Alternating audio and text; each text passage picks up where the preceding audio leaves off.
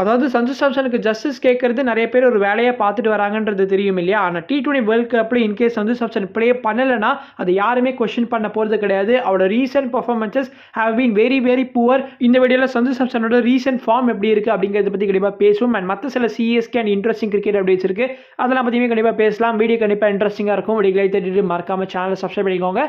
வாங்க வீடியோ தெரிஞ்சுக்கலாம். ஒரு வழியாக பங்களாதேஷ் கதைக்கு இப்போ முடிவு வந்துருச்சு. பங்களாதேஷ் இந்த T20 வேர்ல்ட் கப்பில் ப்ளே பண்ண போகிறது கிடையாது. ஸ்காட்லாண்ட் இப்போ அவங்களை ரீப்ளேஸ் பண்ணுறாங்க. ஐசிசி அப்டேட்டட் ஃபிக்சர்ஸுமே ரிலீஸ் பண்ணிட்டாங்க. குரூப் சில இப்போ இருக்கிற டீம்ஸ்லாம் பார்த்தோன்னா Nepal, Italy, England, West Indies and Scotland and பாகிஸ்தானுமே இந்த T20 வேர்ல்ட் கப்பில் ப்ளே பண்ண போகிறது இல்லைன்ற மாதிரி ஒரு சில செய்திகள் இப்போ வந்துட்டு இருக்கு. ஆனால் ஐசிசி ரொம்ப போல்டாகவே சொல்லிட்டாங்க, நீங்கள் இந்த வேர்ல்ட் கப்புக்கு வராமல் இருந்தீங்கன்னா நிறைய கான்சிக்வன்சஸை ஃபேஸ் பண்ணுவீங்க. உங்களால் எந்த ஒரு இன்டர்நேஷனல் டீம் கூட பைலேட்ரல் சீரிஸ் ப்ளே பண்ண முடியாது. பிஎஸ்எல்க்கு ஃபாரின் பிளேஸ் என்ஓசி கிடைக்காது. ஏஷியா கப் மாதிரி டோர்னமெண்ட்ஸ்லேயும் பார்ட்டிசிபேட் பண்ண முடியாதுன்னு ஐசிசி இப்போ சொல்லியிருக்காங்க. பாகிஸ்தான் கண்டிப்பாக ப்ளே பண்ணுவாங்க, பிகாஸ் நேற்றுக்கு வந்து வேர்ல்ட் கப் ஸ்குவாடை வேற அறிவிச்சிருக்காங்க.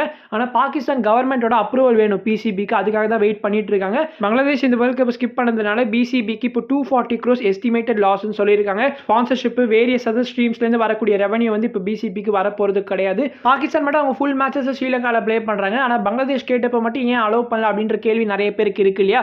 பாகிஸ்தானுக்குமே ஒன் லாஸ்ட் டைம்னு ஐசிசி சொல்லியிருக்காங்க. இதுக்கு முன்னாடி நீங்கள் ப்ரெஷர் பண்ணி நாங்கள் இங்கே தான் விளையாடுவோம் அங்கே தான் விளையாடுவோம் சொல்லிட்டு இருந்தீங்கன்னா நீங்கள் வரவே வேணாம் அப்படின்ற மாதிரி தான் ஐசிசி சொல்லியிருக்காங்க. இதுக்கு ரெண்டு பெரிய ஃபைனல்ஸ் நடந்துச்சு. பிபிஎல்ல வந்து Perth Scorchers vs Sydney Sixers, SA20ல Pretoria Capitals vs Sunrisers Eastern Cape. BBL ஃபைனல்ஸ்ல பெருசாக எதுவும் நடக்கல. பெர்த் ஸ்காட்சஸ் 6வது முறையா ட்ராஃபியை லிஃப்ட் பண்ணியிருக்காங்க. இந்த பிபிஎலோட டாப் ரன் ஸ்கோரர் வேற யார், ஃபின் ஆலன் தான். ஸோ பெர்த் ஸ்காட்சஸோட ஓப்பனர் 11 இன்னிங்ஸ்ல 466 ரன் ஸ்கோர் பண்ணியிருக்காரு.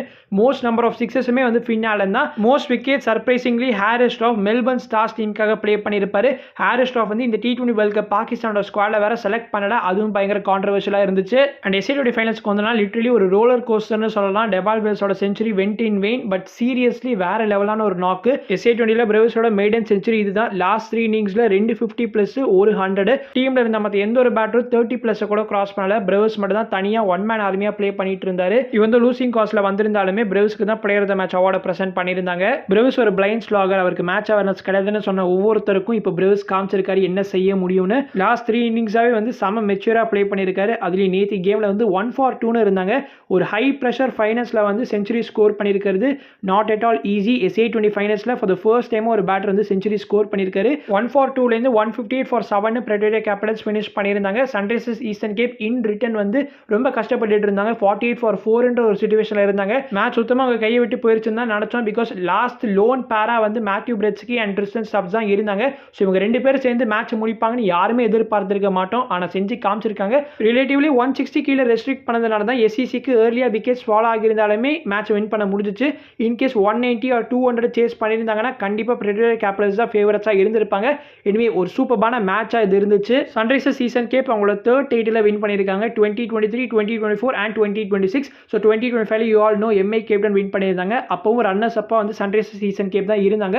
ஐபிஎல்ல ஒரு சேயிங் இருக்கு, IPL is a tournament where 9 teams play against each other to play CSK in finals. அந்த மாதிரி SA20ல SECன்னு சொல்லலாம். SEC வந்து எப்படிப்பட்ட டீம்னா 3 இயர்ஸ்ல 2 டைட்டில்ஸ் வின் பண்ண கேப்டன் எய்டன் மார்க்ரம் வந்து தைரியமா போல்டா ரிலீஸ் பண்ணிட்டு நியூ கேப்டனா ட்ரிஸ்டன் ஸ்டப்ஸ் அனௌன்ஸ் பண்ணியிருந்தாங்க. ஸோ ட்ரிஸ்டன் ஸ்டப்ஸுமே இப்போ சாம்பியன்ஷிப்பை வின் பண்ணிட்டாரு. எனக்கு எதை நினைச்சு ஃப்ரஸ்ட்ரேட்டிங்கா இருக்குன்னா SEC அண்ட் JSK இவங்க 2 பேரும் சேம் பர்ஸ் அமௌண்டோட தான் ஆக்ஷனுக்கு வந்தாங்க. ஸ்டில் எப்படி அவங்களால மட்டும் ட்ராஃபி வின் பண்ண முடிஞ்சது, நம்மளால முடியல அப்படின்னு உங்களுக்கு ஒரு கேள்வி இருக்கும் இல்லையா. SEC ப்ரீ சைனிங்கே நல்லா பண்ணியிருந்தாங்க. நம்ம ப்ரீ சைனிங்லேயே கோட்டை விட்டோம், அதுக்கப்புறம் ஆக்ஷன்லயாவது நல்ல பிளேஸ் எடுப்போமான்னு பார்த்தா அங்கேயும் எதிர்பார்த்த அளவுக்கு பிளேஸ் எடுக்காம போயிட்டாங்க. ஸோ சீசன் வந்து நமக்கு இப்படி வந்து முடிஞ்சிருச்சு. தயவு செஞ்சு JSK நெக்ஸ்ட் இயராவது ஒரு பிளானோட வாங்க. Every year we can't handle the same misery. I'm damn sure five to plus 6 year return ஆக போகிறது கிடையாது. இப்போலேருந்தே பிளான் பண்ண ஆரம்பிக்க நெக்ஸ்ட் இயர் யார் கேப்டனா இருக்கணும்னு. டானன் மேபி ஒரு ஷார்ட் டேர்ம் சொல்யூஷனுக்கு நல்ல ஒரு கேப்டனா இருப்பாரு. But I don't think long டேர்ம்ல வந்து அவரால் நல்லா பெர்ஃபார்ம் பண்ண முடியும். அவரோட பேட்டிங்குமே கண்டிப்பாக இதனால வந்து அஃபெக்ட் ஆகலாம். டொமஸ்டிக் அண்ட் IPL நல்லா ப்ளே பண்றது, ஆனால் Under 19 வந்துட்டா சொதப்பறாருப்பா அப்படின்ற ஒரு குற்றச்சாட்டு இருந்துச்சு. ஆனால் ஆயுஷ் மாதிரி இப்போ அதை வந்து மாற்றிருக்காருங்க. Under 19 வேர்ல்ட் கப் இப்போ நடந்துட்டு இருக்கு. அதில் இந்தியா நியூசிலாந்து மேட்ச்ல 53 ரன்ஸ் ஆஃப் 27 பால்ஸ் வந்து ஸ்கோர் பண்ணியிருப்பாரு. CSKட one of the opener AYUSH மாதிரி இங்கே நல்லா ப்ளே பண்ணிட்டு இருந்தா, இன்னொரு ஓப்பனர் சஞ்சு சாம்சன் வந்து பயங்கர ரஃப் பேட்ச்ல இப்போதைக்கு இருக்காரு. லிட்டரலி இந்தியன் டீம்ல ஒரு பேர்டனா இப்போதைக்கு சஞ்சு சாம்சன் தான் இருக்காரு. மற்ற எல்லா பிளேயர்ஸுமே இவரோட ஒரு ஹையர் பொசிஷன், அதாவது வேற ரேஞ்சில் இருக்கிற மாதிரி ப்ளே பண்ணிட்டு இருக்காங்க.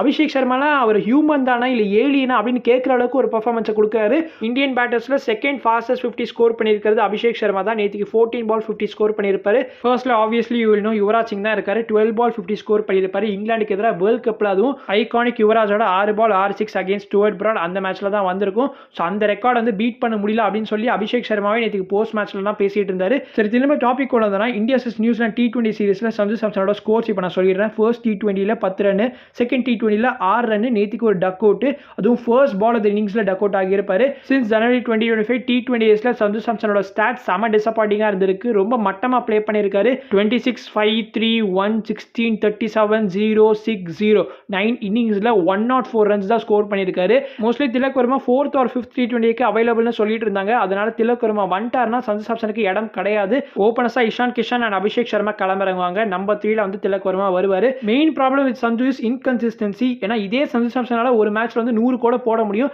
அதுல பிரச்சனையே கிடையாது. பட் இப்படி ப்ளே பண்ணிட்டு இருந்தாருன்னா டீம்ல வாய்ப்பு கிடைக்காது. செலக்டர்ஸ்க்கும் சஞ்சுவோட ஸ்டிக் ஆன் பண்றதுக்கு வேலிடான ரீசன் கிடையாது. லாஸ்டா சஞ்சு இன்டர்நேஷனல்ஸ்ல எப்போ நல்லா பெர்ஃபார்ம் பண்ணாருன்னு கேட்டனா சஞ்சு ஃபேன்ஸே யோசி தான் பதில் சொல்லுவாங்க.